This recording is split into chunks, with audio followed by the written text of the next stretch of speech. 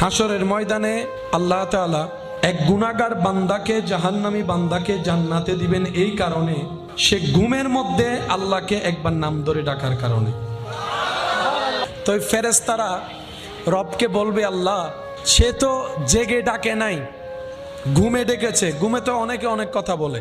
ফেরেশতাদের প্রশ্ন, আল্লাহ সে তো জাহান্নামী, গুনার হিসাব অনেক বড়, সব তেমন, কিন্তু রবের চাওয়া হচ্ছে তাকে জান্নাতে দেওয়া।